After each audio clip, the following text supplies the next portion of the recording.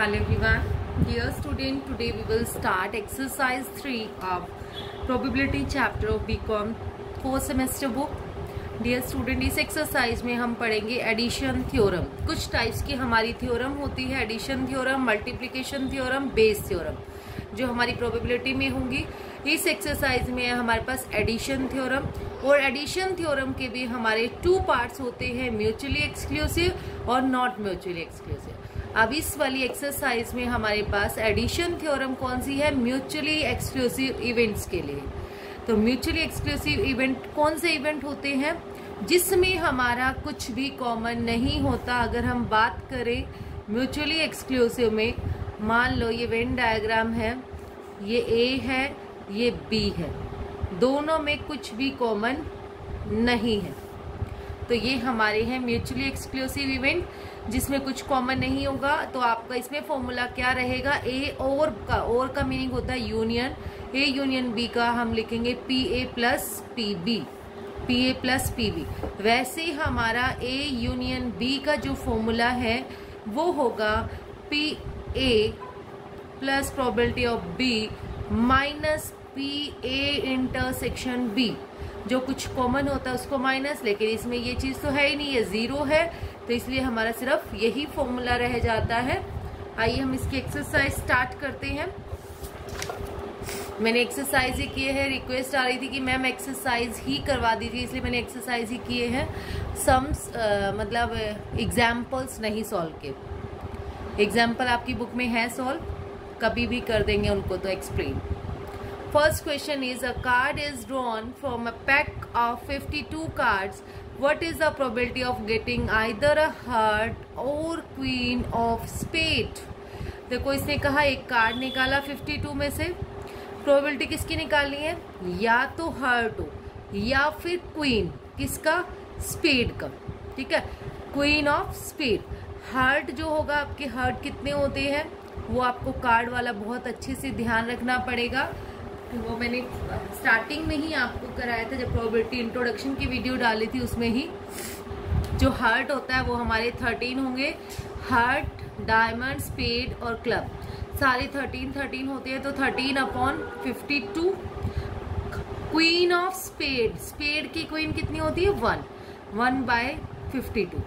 अब required probability क्या है? और लिखा हुआ है इसलिए यूनियन निकालेंगे. रिक्वायर्ड प्रोबेबिलिटी आ जाएगी आपकी, इन दोनों को प्लस कर दिया, probability of heart plus probability of spade. तो 13/52 plus 1/52 is equal to 14/52. Cut करना है कट कर लो, अदरवाइज ये भी आंसर राइट है.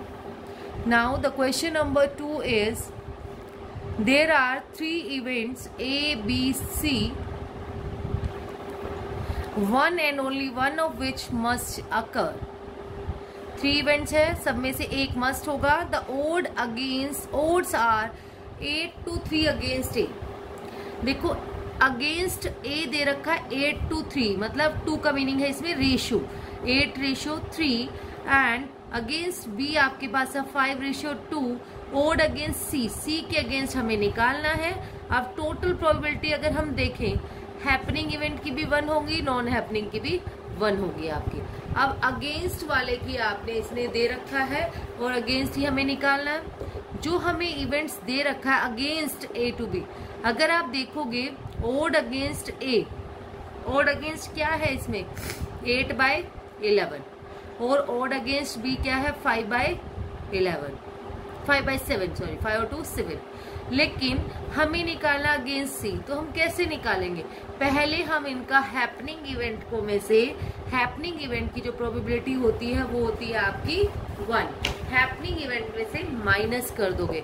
इसका जो हैपनिंग इवेंट है, जो स्टार्टिंग में दे रखा है वो स्टार्टिंग वाला ओड है तो ओड रहेगा. इट मीन्स जो लास्ट वाला वो नेक्स्ट वाला होगा, इससे नेक्स्ट, वो हैपनिंग इवेंट है. Probability of happening event of A, PA आ गया आपका 3/11 और B आ गया आपके पास 2/7. इवेंट्स म्यूचुअली एक्सक्लूसिव है, कुछ कॉमन नहीं है, तो हमारे पास PA union B union C आपका क्या होगा? PA plus PB plus PC is equal to 1. तो आप निकालेंगे यहाँ से. PA आपका आ गया 3/11, यहाँ से 2/7, PC आपके पास as it is equal to 1, ये 1 इधर चला गया हमारे पास। सोल्व कर लिया, एलसीएम आया 77, सोल्व करके आया 34/77।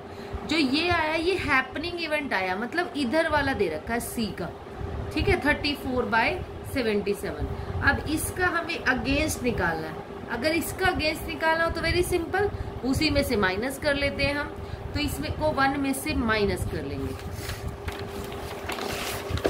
देखिए P अगेंस्ट C जो आपके पास है वो आ जाएगा 43/77। अगेंस्ट वाला 43 आ गया और जो हैपनिंग इवेंट आया था वो आया था 34। तो ओड अगेंस्ट C हो गया 43/34।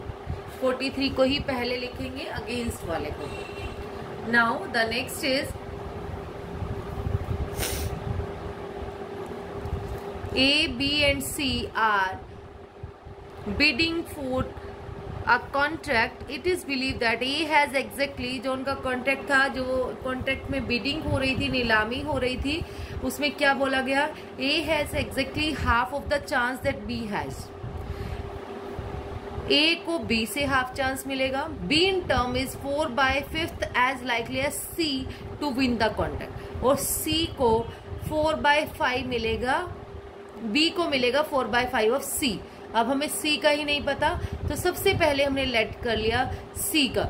C का जो हैपनिंग इवेंट है वो है X, तो B कितना हो जाएगा, इसका 4/5 था, और A कितना है, B वाले का हाफ, तो इसका B वाला था 4/5, 4/5 इंटू 1/2 कर दिया हमने, हाफ आ गया 2/5, 2/5x 4/5x x सबसे कट गया, तो 2/5 4/5 1 1।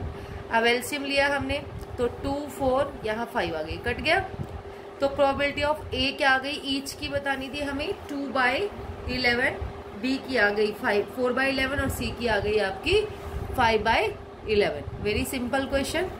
Now the question number 4 is in a class of 25 students will roll number 1 to 25, a student is picked up at random to answer the question. देखो 25 number लिखे हुए थे, उसमें roll number के 25 student थे, उसमें से किसी भी एक को उठा के क्वेश्चन पूछा गया। प्रोबेबिलिटी बतानी है roll number of the selected student is either a multiple to 5 और 7, या तो वो 5 का मल्टीपल हो या 7 का मल्टीपल हो, और 25 तक देखना है हमें। तो मल्टीपल ऑफ 5 क्या होंगे, 25 तक, 5 की टेबल 25 तक लिखेंगे, ऐसी 7 की टेबल बस 21 तक आएगी, 7 3 जा 21।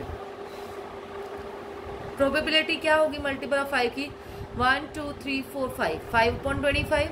7 वाले की होगी हमारी 3/25, दोनों को प्लस कर देंगे। प्रोबेबिलिटी निकाली ना मल्टीपल 5 और 7, तो इसलिए और के लिए होता है हमारा प्लस कर दिया, 5/25 plus 3/25, 8/25 will be the answer. Now the question number 5 is a bag contains 3 red 6 white 4 blue and 7 yellow balls. अगर टोटल बॉल देखें 3 और 6 9 और 4 13 और 7 20 balls. A ball is drawn, what is the probability that the ball will be either white or yellow? जो ball जो होगी हमारी या तो व्हाइट होगी या फिर येलो। तो व्हाइट बॉल की आपकी प्रोबेबिलिटी क्या होगी, व्हाइट की 6 अपॉन टोटल 20, येलो की क्या होगी आपकी 7 अपॉन 20, और के लिए आप क्या करोगे, प्लस कर दोगे। प्लस करने के बाद वेरी सिंपल दोनों का आंसर आ जाएगा। प्रोबेबिलिटी ऑफ व्हाइट और yellow is equal to probability of white plus probability of yellow, plus कर दिया 13/20। Now the question number 6 is in a given race the odd in favour of 4 horses. देखो odd in favour of 4 horses दे रखा है हमारे पास, ABCD का 1:3, 1/4, 1:5, 5:6 respectively, assuming a dead heat is possible. ये मान के चल रहे हैं dead heat is impossible. Chance बताना है हमें, find a chance that one of them will win the race. कोई भी इनमें से एक विन हो जाए, ठीक है। ओड इन फेवर, फेवर में वाले की प्रोबेबिलिटी दे रखी है। अगेंस्ट होता तो पहले अगेंस्ट वाला यहाँ होता, फेवर वाला बाद में, तो इसमें फेवर दे रखा है तो फेवर वाला पहले है, ठीक है। और फेवर की ही प्रोबेबिलिटी निकालनी है, तो फेवर वाला हो गया हमारे पास यहाँ से ओड इन फेवर ऑफ 4 से 1:3 दे रखा है हमारे पास 1/4। बी वाले का हो गया 1:4, इसकी प्रोबेबिलिटी ऑफ बी आ गई 1/5। सी वाले का दे रखा 1:5, पीसी आ गया 1/6। डी वाले का दे रखा 5/6, इससे सोल्व करके आया 5/11। इवेंट म्यूचुअली एक्सक्लूसिव है, क्यों है? क्योंकि कुछ भी कॉमन हमें नजर नहीं आ रहा। अब अगर आप देखोगे इन सब की हमें बतानी थी chance that one of them will win the race, कि कोई भी एक जीत जाए, तो मतलब या तो ए जीते या बी जीते या सी जीते या डी जीते।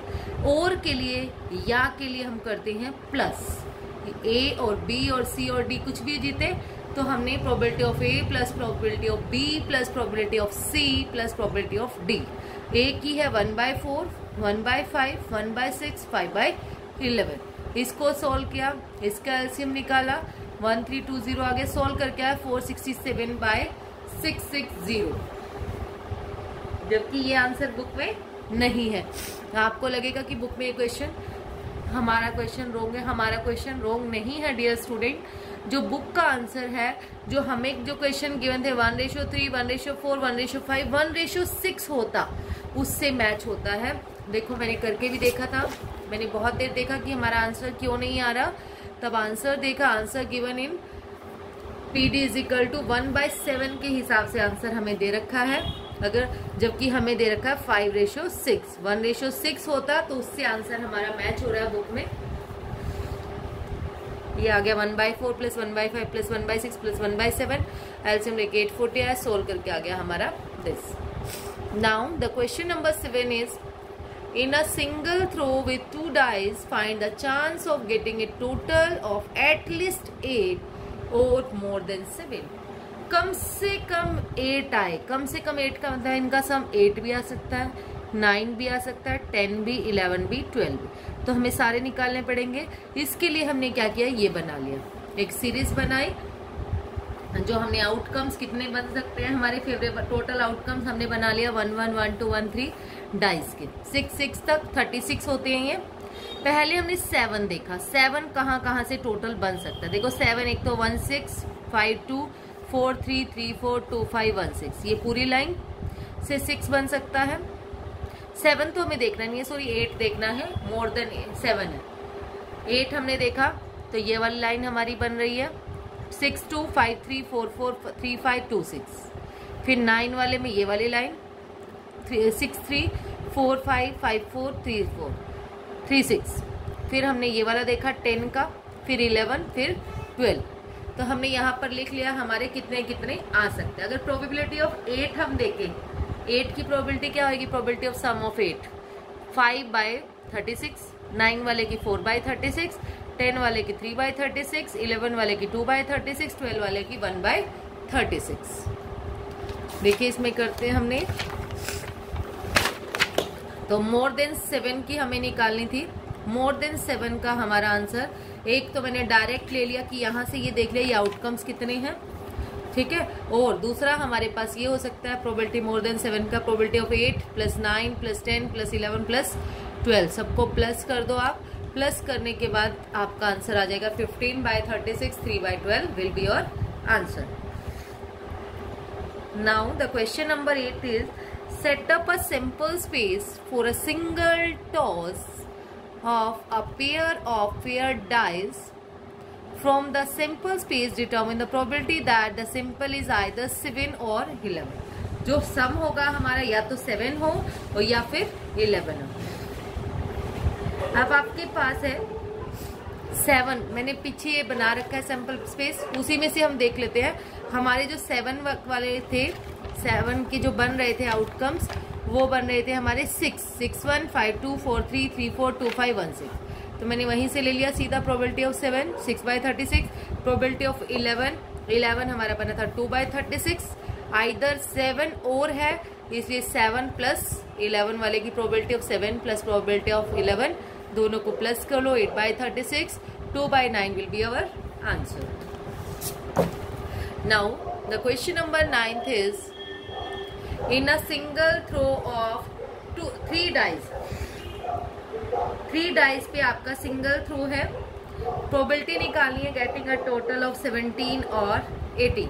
17 आए टोटल या 18 आए। देखो अगर आप देखोगे डाइस 1 में भी यही आएगा 1 2 3 4 5 6, 2 में भी 3 में, ठीक है, इनमें से आ सकता है। मैक्सिमम अगर हम देखें हमारा टोटल बन रहा है 18, 6 6 और 6। अब आपके पास एक तो हम 18 के लिए तो यही ले लेंगे, टोटल ऑफ 18 6 6 6। 17 कैसे बनेगा? 17 बन रहा है हमारा 5 6 6। या तो पहले वाली डाइस पे आ जाए 5, या दूसरे वाली पे आ जाए 5, या तीसरे वाले पे आ जाए 5, बाकी 6 6 से आएगा।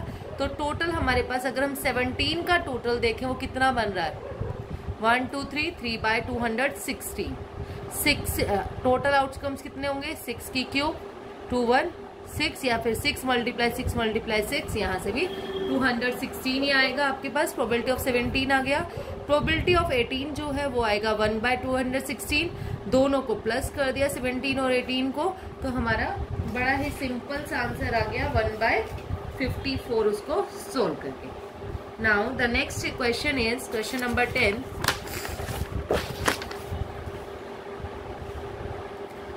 Find the probability of getting 2 or 3 heads when a coin is tossed 3 times। Probability निकालनी है 2 और 3 हेड्स की। अगर हम कॉइन को टॉस करें 3 टाइम्स, 3 टाइम कॉइन को टॉस कर रहे हैं तो हमारे टोटल आउटकम्स आते हैं 8। पहले भी मैं समझा चुकी हूँ डियर स्टूडेंट, ऐसे नहीं है कि अगर हम एक ही क्वेश्चन अगर समझ रहे हैं वो तभी समझ में आ जाएगा, बल्कि उसके लिए हमें पिछला भी रिवाइज होना चाहिए अच्छे से, ठीक है। तो आपके पास इसमें 3 टाइम्स किया, मैंने बताया था 3 टाइम्स को कैसे मैंने सॉल्विंग कराई थी। 2 की क्यूब 8 हो गया, 8 का हाफ 4, पहले 4 हेड लिखो फिर 4 टेल लिखो, फिर 4 का हाफ 2, फिर 2 head head head tail tail head head tail tail, फिर 2 का हाफ 1, फिर head tail head tail head tail head tail. यहाँ से हमारे आउटकम्स बन जाते हैं। प्रोबेबिलिटी ऑफ 2 हेड्स कितनी होगी हमारे पास? देखो 2 हेड्स देखने हैं हमें, 2 हेड एक इसमें है, एक इसमें और एक इसमें, 3 बाय 8। 3 हेड्स किसमें है? ओनली 1 में, 1 बाय 8। दोनों को प्लस कर लिया। प्रोबेबिलिटी ऑफ 2 हेड्स और 3 हेड्स को, 2 हेड्स की 3 बाय 8 प्लस 1 बाय 8 सोल्व करके आ गया 4 by 8, 1 by 2। Now the question number 11 is the probability that a co-executives will travel by plane is 2 by 3, he will travel by train is 1 by 5, probability of his traveling by plane or a train। देखो बड़ा ही simple question है, उसने probability दे दी है जबकि हमें plane की भी और ट्रेन की भी। उसने कहा दोनों की निकालो, या तो प्लेन की या ट्रेन की, और के लिए हम करते हैं प्लस। तो probability of plane plus probability of train हमने प्लस कर लिया, उसको सॉल्व किया, very simple, we will get our answer 13 by 50। Now the question number 12 is from a set of 17 cards number 1 2 3 16 17, one card is drawn at random, show the chance that the number is neither divisible by 3 और nor 7 is 10 by 17। हमें ये prove करना है कोई भी number अगर 3 से divide ना हो ना ही 7 से हो, उसकी प्रोबेबिलिटी 10 बाई 17 होगी। अब हम कैसे निकालेंगे? नीदर के लिए पहले अगर हमें ये पता है इनसे डिविजिबल वाले कितने हैं, है ना, पहले हम डिविजिबल वाले फाइंड आउट कर लेंगे, फिर उसको 1 में से माइनस कर देंगे तो नीदर वाले आ जाएंगे।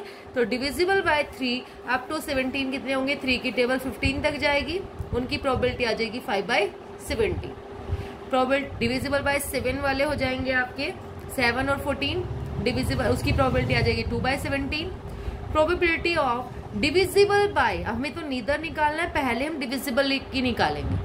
नीदर वाले के लिए हम क्या करेंगे? पहले 1 की निकालेंगे, फिर 2 3 4 5 6, बहुत लेंथी हो जाएगा, फिर उसको प्लस करेंगे। इसलिए हम क्या करेंगे, पहले ही हमने 3 और 7 की डिविजिबिलिटी निकाली, वो आया 7 बाय 17।